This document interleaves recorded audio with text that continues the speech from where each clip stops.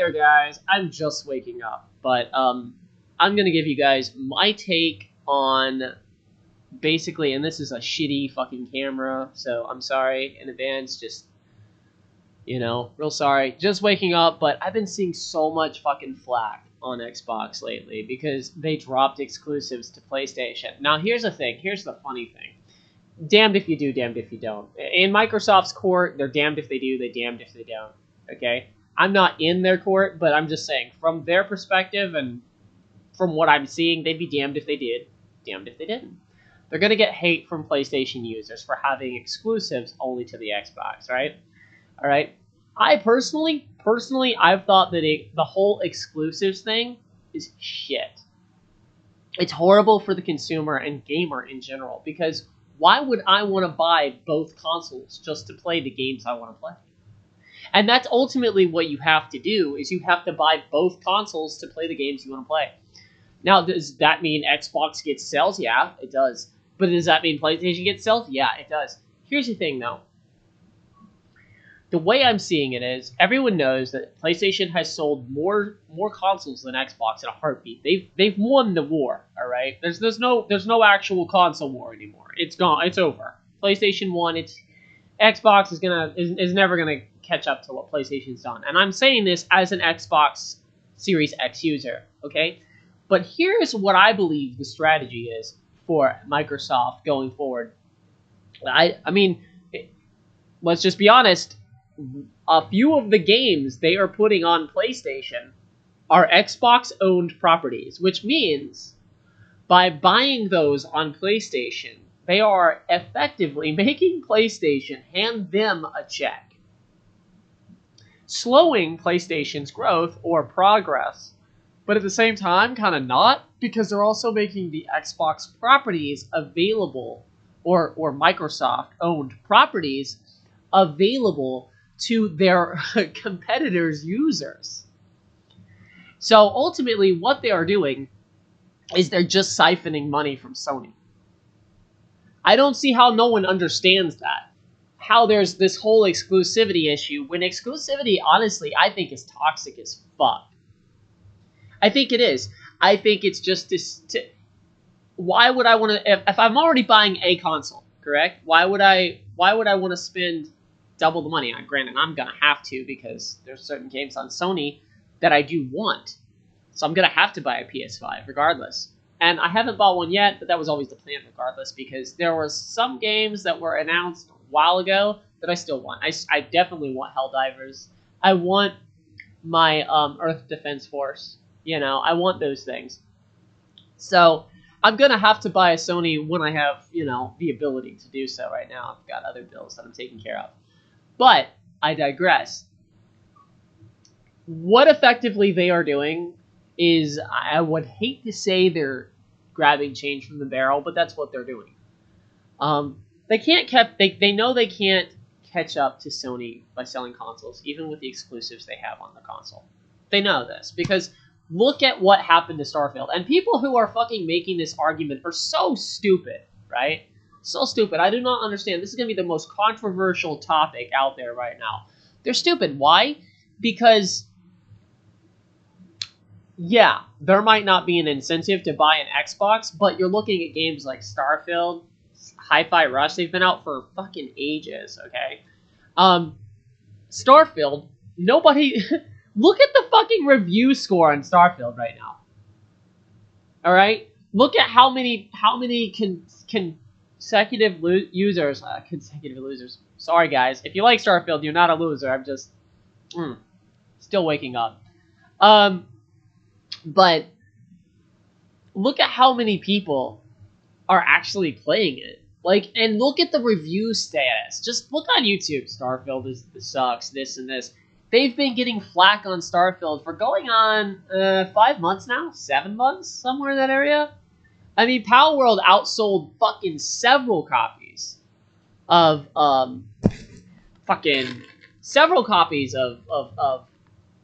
Starfield from the get-go, alright? I don't understand this whole, hate speak on Xbox right now. Considering what they're doing is pro-consumer, it might not be pro-company. but it is technically pro-consumer. Okay? And the reason I say it's pro-consumer is because now people aren't getting shortchanged. You know?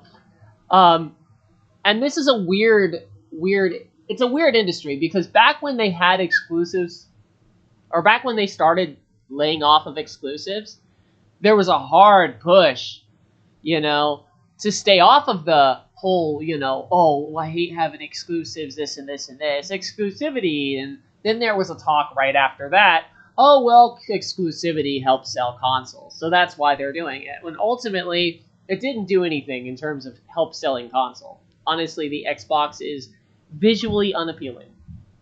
If you want my honest take, the exterior of a console makes a big difference on whether or not people buy it. It is a visually unappealing console. Is it a horrible console? I'm enjoying it at the moment. I'm enjoying it. I honestly think that the main reason we should have for having two choices is the fact that the free market needs it. Because if Sony was the only people making a fucking console out there, and granted, no, I know, oh, the fucking Nintendo fanboys, oh, look at this guy, he doesn't even know there's a Wii. I'm not fucking worried about that, okay? I'm really not. What I will say that is this. The fact that there's two consoles allows a gaming market to exist. Alright? It's just that simple, because if Sony were the only guys to provide a console and they had no competition, do you know how quickly the international government would go after them for monopoly? If you don't believe me, by the way, look at what happened to Microsoft when Microsoft wanted to have Windows only available on computers that they made. Go on. Go look that up. It is also, I've also seen some people like, and I love this guy, but I don't understand why he'd have this take.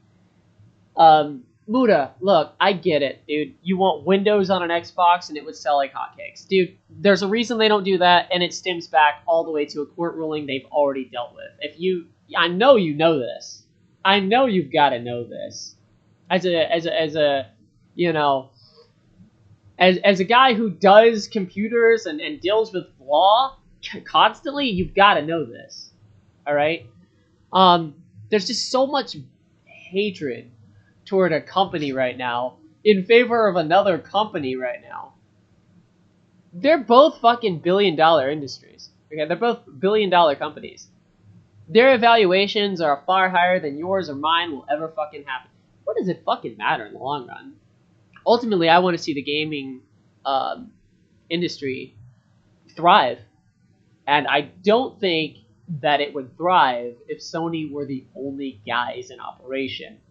Do I think Xbox is going to die? No, I think that Microsoft, if Microsoft wanted to kill, if Microsoft absolutely wanted to kill Sony, okay, they'd buy a decent stock margin on Nintendo's company. They'd buy it through shell companies, and they would effectively destroy and own Nintendo.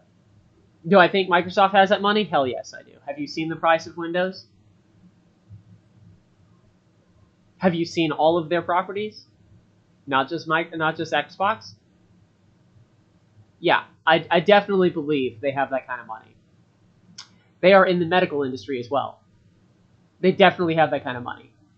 Okay, now if they really wanted to, they could just buy out most of Nintendo. Okay, effectively owning that console. Okay, and then shut them both down. That's all they'd have to do. And if you think that's not possible, or oh no, because then Sony would be attacked for monopoly. Governments would come after them for monopolizing the industry. In the console market, that's what would happen. Effectively, if you wanted to close the gaming market entirely, if you wanted to absolutely destroy the gaming industry, that's all you'd have to do. Now, PC Master Race, we'd still have our games. Yeah, you probably would. But effectively, that would be the only thing in town. that would also mean that the PC Master Race would no longer be the PC Master Race. It would be the PC only race, which would also bring down the value of your console, making it not as significant anymore. You wouldn't be able to look down on others.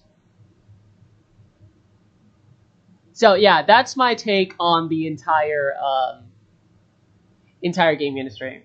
Everyone's throwing shade on Xbox for opening the exclusivities, which is gamer friendly, business negative. Okay, it's consumer friendly, and it's company negative. But in the end of the day, PlayStation users get the chance to play some of the games that they would have wanted to, maybe. And ultimately, it gives Xbox the ability to nickel and dime Sony. So that's what's going on here. And there's a lot of shade as to, oh man, exclusivity is what sells consoles. It doesn't really fucking matter in the long run. They're not going to close their console down just because they're not selling consoles. If that were the case, they would have done it 2 years ago. Peace.